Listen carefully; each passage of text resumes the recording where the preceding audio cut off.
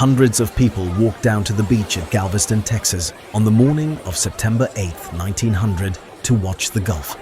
The waves were breaking far higher than normal. But what they didn't know was that somewhere beyond the horizon, a powerful hurricane was already on its way toward the city.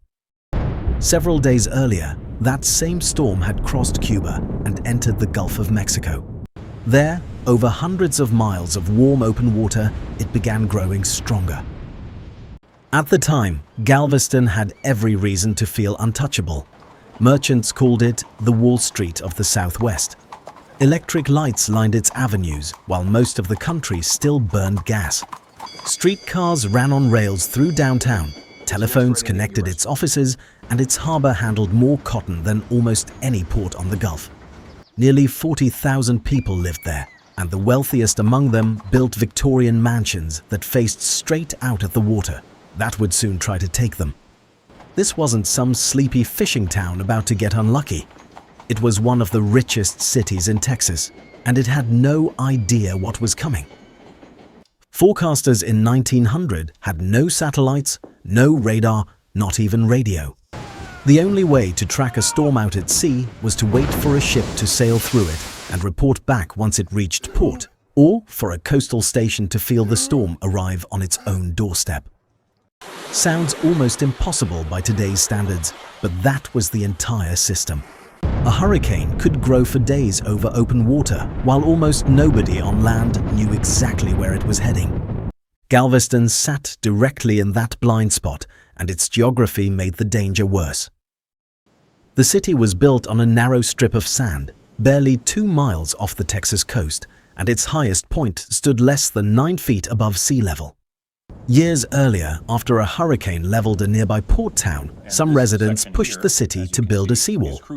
Galveston's own chief weather forecaster, a man named Isaac Cline, argued against it in print, calling the threat of serious hurricane damage a crazy idea.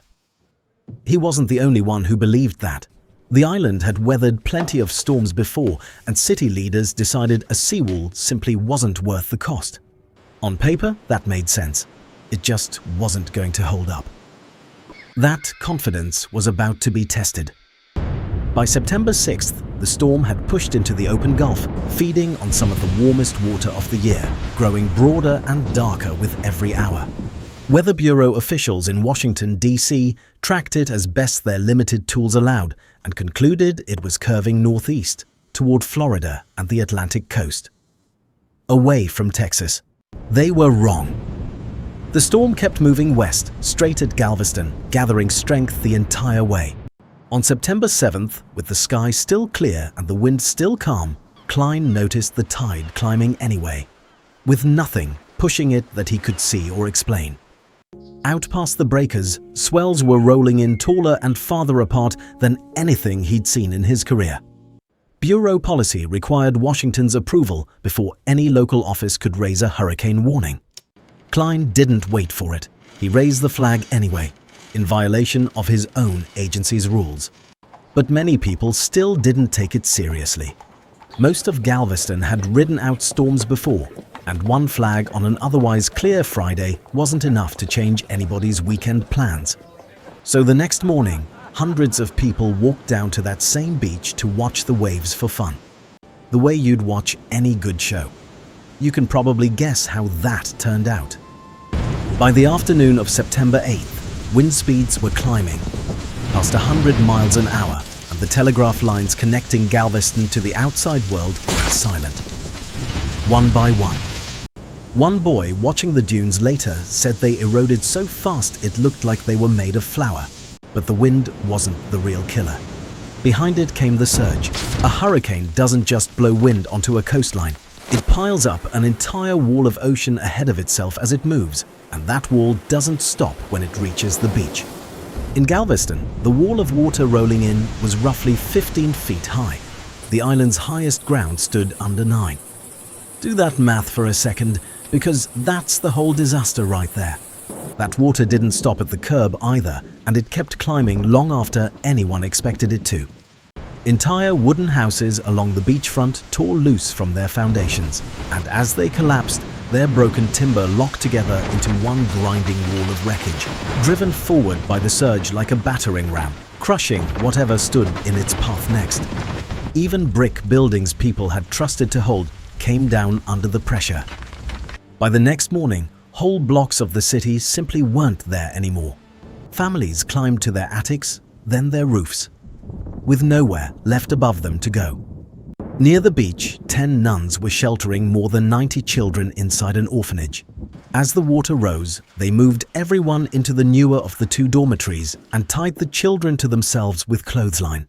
6 or 8 kids roped to each sister, so nobody would be swept away alone in the dark. The building came down anyway. Only 3 boys survived. Isaac Cline's own house went down too. He'd brought dozens of neighbors inside it that night, believing it was one of the strongest buildings on his block. His pregnant wife, Cora, was inside when it collapsed. She didn't survive. Here's the part that makes this whole disaster hit different. Cline hadn't been the first person to see the danger coming. Days earlier, meteorologists at Havana's Belen Observatory had tracked the storm curving toward the Gulf. Washington believed it would turn north and die out over the Atlantic instead. Only Washington's forecast was allowed onto American telegraph lines. The Weather Bureau had restricted hurricane reports from Cuba, accusing Havana's forecasters of stirring up panic and stealing credit for American work. Cuba was under American military occupation at the time. In Washington, Cuban expertise simply carried less weight than American authority. Cline had underestimated the sea, and now he was trapped inside a bigger failure than his own. A system above him had silenced the one warning that might have saved thousands more. At least 8,000 people died that night, though some estimates place the number closer to 12,000. It remains the deadliest natural disaster in American history. Morning brought no relief. The ground was still underwater, and thousands of bodies lay scattered across the wreckage with no way left to bury them. With the disease spreading and clean water running out, city leaders believed they had no other option. So, they burned what remained on the beaches in fires that stayed lit for weeks straight. Reports of lootings spread through the ruined city, and armed volunteers began patrolling the streets under martial law. President McKinley wrote to the survivors promising army tents and rations. Word of the disaster reached the mainland slowly, carried out by the FU boats that could cross the bay, and once it did, help started arriving from across the country, including the Red Cross, led personally by its founder Clara Barton, who organized the distribution of food, clothing, and supplies to thousands of survivors with nothing left. With food, shelter, and outside help finally reaching the island, Galveston could begin thinking beyond survival. If you're not subscribed yet, this is exactly the kind of story we cover every week. Back to Galveston. Because what the survivors did next is the part that still gets studied by engineers today.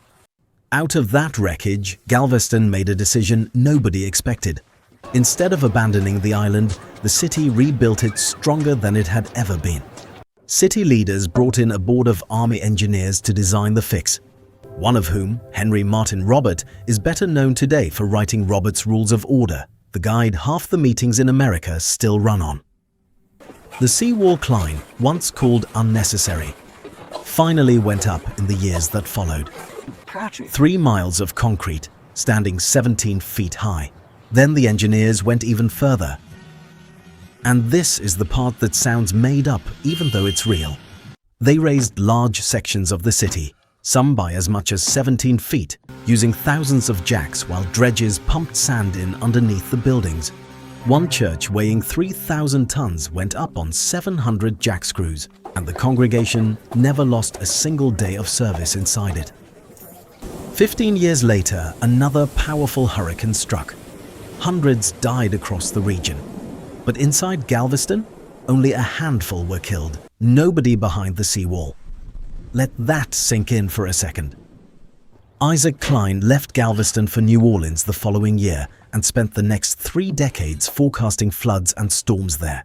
The Weather Bureau later credited his work with saving thousands of lives. He'd called the seawall unnecessary. His pregnant wife had died in a disaster that Galveston's missing seawall made far worse. And today, One of the National Weather Service's major employee awards carries his name, the Isaac Cline Award. I'm Zombo. If you made it this far, you're already part of the quest. Subscribe, and I'll see you in the next one.